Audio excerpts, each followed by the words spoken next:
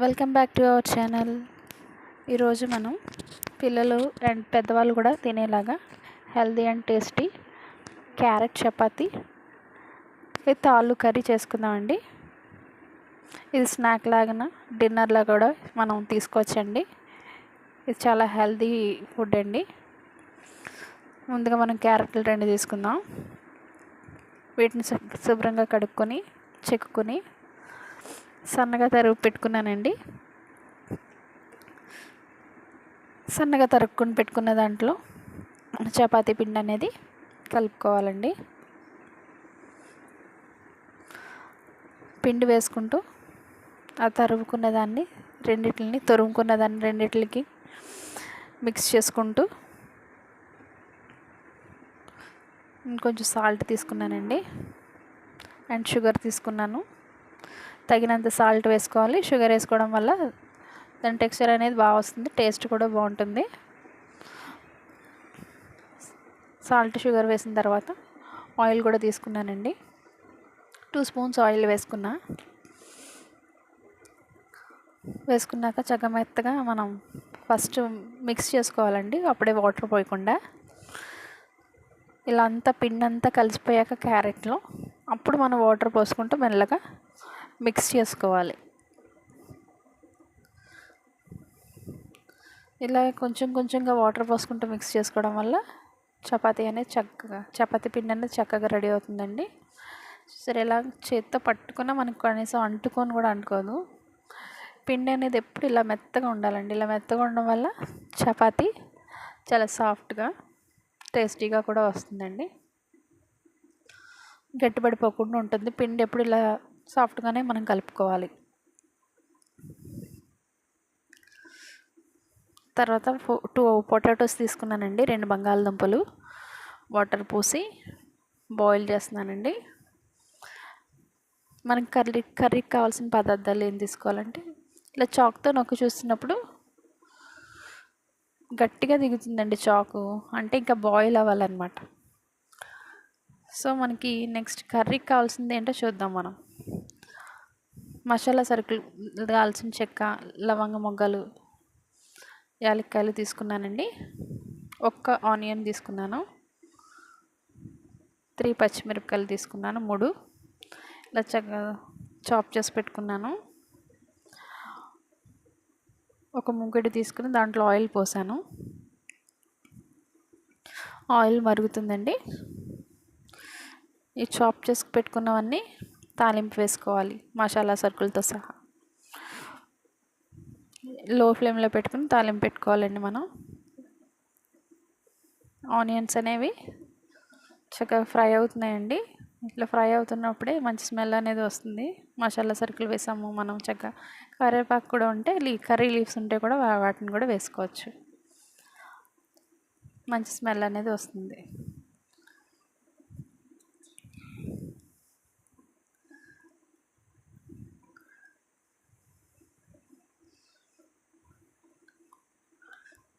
మనం లో ఫ్లేమ్లోనే పెట్టుకుని కర్రీ అనేది మెల్లగా తిప్పుకుంటూ ఉండాలండి.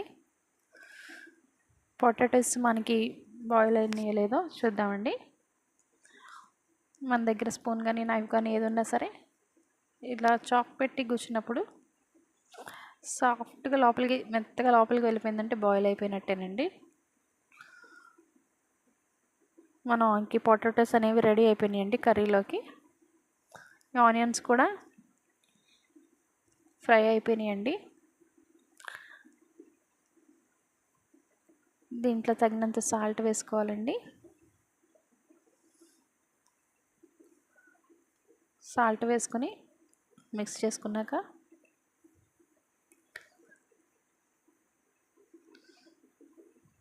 మా ఇంట్లో ఫ్రెష్ పెరుగు తీసుకున్నానండి. ప్యాకెట్ పెరుగు కాకుండా 4 స్పూన్స్ కర్డ్ తీసుకున్నానండి. 1 ఆనియన్కి నేను 4 స్పూన్స్ తీసుకున్నా. 2 ఆనియన్స్ అయితే 8 స్పూన్స్. అలా ఈ కర్డ్ తీసుకోవడం వల్ల ఏమవుతుందంటే కర్రీకి చక్కగా మంచి గ్రేవీ వస్తుంది, మంచి టేస్ట్ వస్తుందండి. గ్రేవీగా ఉంటుందండి కర్రీ అనేది. సో కర్డ్ వేసిన తర్వాత మనం ఇంకా లో ఫ్లేమ్లోనే పెట్టి కర్రీ అంతా ఉడికించాలండి. ఇలా చక్కగా మిక్స్ చేసుకోవాలి. హై ఫ్లేమ్లో పెడితే పెరుగు అనేది విరిగిపోతుంది. లో ఫ్లేమ్లో పెట్టుకుని తిప్పుకుంటూ ఉండాలండి. ఇలా కలిసిపోయిన తర్వాత దీంట్లోకి మనకు తగినంత కారం, నేనైతే 1 స్పూన్ కారం వేసానండి.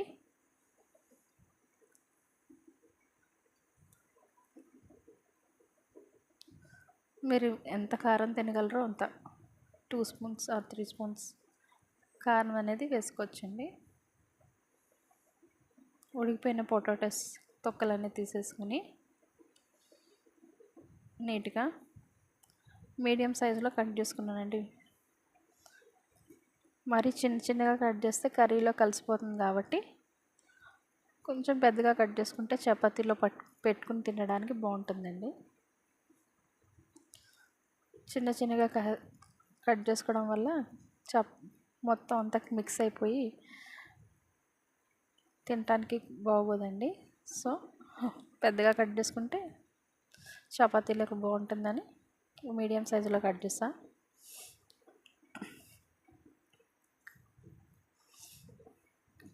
కట్ చేసిన తర్వాత కర్రీలో వేసుకున్నానండి. నెక్స్ట్ అల్లం 1 స్పూన్ తీసుకున్నానండి. అల్లం కూడా వేసుకోవచ్చు. అల్లం 1 స్పూన్ వేసుకున్నాక పచ్చివాసన పోయే వరకు దాన్ని మిక్స్ చేసుకుంటూ ఉండాలండి. మనం కలిపి పెట్టుకున్న చపాతీ ఏదైతే ఉందో దాన్ని ముద్దలుగా చుట్టుకోవాలండి. బాల్స్లా చేసుకుందాం. బాల్స్లా చేసుకుని పక్కన పెట్టుకున్నానండి. దీంట్లో కొంచెం వాటర్ యాడ్ చేస్తున్నానండి. ఆల్రెడీ బాయిల్ అయిపోయిన పొటాటోస్ కాబట్టి పచ్చివాసన పోయిందండి. అల్లం పేస్ట్. సో ఇవన్నిటి మసాలాలు అన్నీ పట్టాలి కాబట్టి కొంచెం వాటర్ పోసి ఒక 10 మినిట్స్ బాయిల్ చేద్దామండి కర్రీని.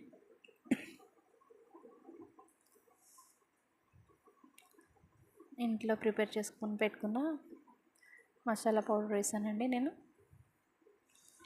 వేసుకుని ఒక 5 సెకండ్స్ ఆర్ 10 సెకండ్స్ బాయిల్ అవనిద్దామండి. కొంచెంసేపు ఉడికితే మొత్తం మసాలా అన్నీ పట్టి కర్రీ అనేది చాలా టేస్టీగా ఉంటుందండి.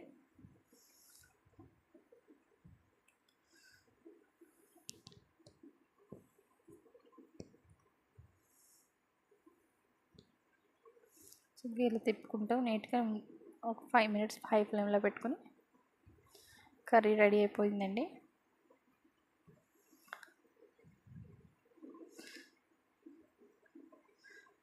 ఇలా గ్రేవీ కొంచెం వాటర్గా ఉన్నప్పుడే మనం స్టవ్ అనేది ఆఫ్ చేసేసుకుంటే మనం తినే టైంకి కొంచెం లేట్గా తిన్నా ఏమైనా అది గ్రేవీగా ఉంటుందండి. లేకపోతే గట్టిగా అయిపోతుందండి. ఒక పక్కన చపాతీ పెట్టుకున్నానండి పెనం మీద.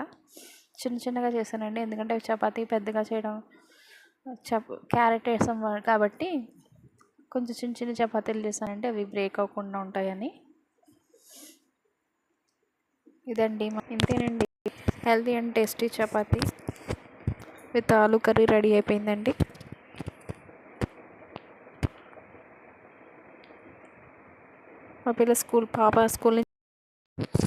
మా పిల్లలు అయితే చాలా టేస్టీగా ఉందని చెప్పారండి. స్కూల్ నుంచి రాగానే స్నాక్ ఐటెంలో పెట్టాను నేనైతే. చిన్న పాప కూడా తింటుందండి.